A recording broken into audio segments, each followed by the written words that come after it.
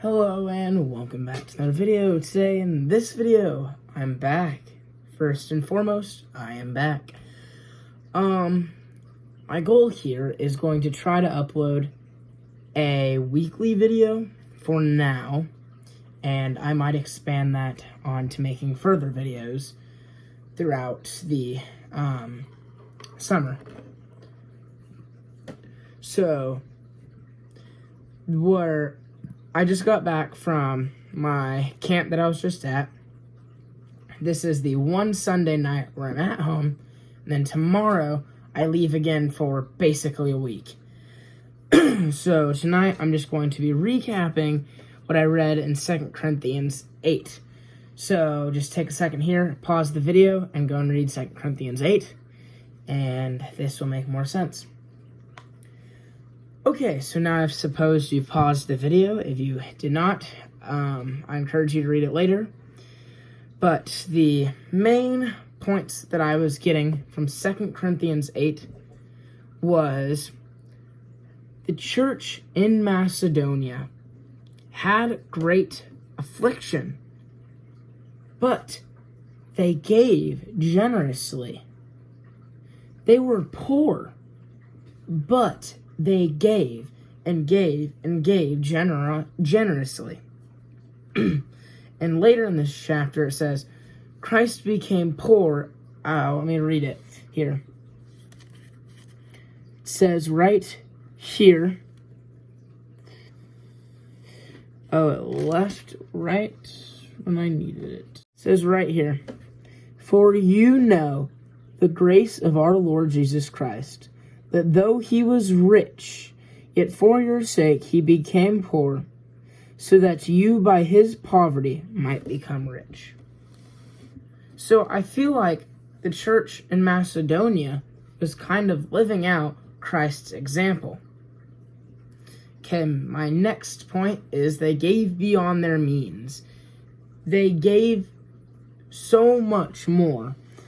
It says here, for they gave according to their means, as I can testify, and beyond their means of their own accord, begging us earnestly for the favor of taking part in the relief of the saints. So they were giving beyond their means. They were giving this much and more. And my third point here is they did or aimed to do what was honorable in the sight of God. And I believe that that is the first and foremost thing we need to do.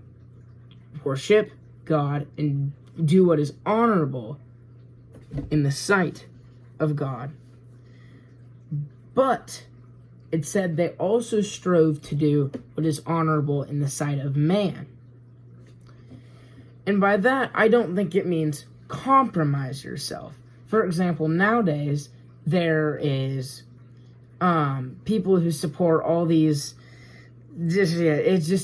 all these random one-off things that are very sinful, companies and everything.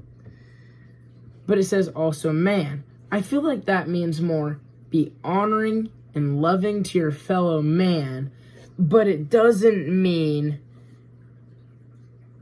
go and do their sinful deed to be honoring in their sight. I think it means to be loving and respectful and kind to them. And another thing that I got is in the end of this, it's talking about how Titus is, these my partner, my fellow worker for your relief, is for your brothers, and they are messengers of the church, the glory of Christ. And it says a little above this, it says, and in them we are sending our brother, in whom we have tested and found earnest in many matters. Titus was qualified. I feel that there are some people nowadays who would not be qualified for their position that they currently hold. But Titus was a very qualified man for the position he held. And Paul was very proud of him, or very proud of Titus. So to recap the things I said, church in Macedonia is poor. They chose to give abundantly. beyond their means. Third point, we must take the example and give grace. We must extend grace. I didn't really talk about that one, but we must extend grace. Christ became poor for our salvation. And this is my third point, but it's like the fifth in line. We must aim to do what is honorable in the sight of God first and foremost, and second, what is honorable in the sight of man.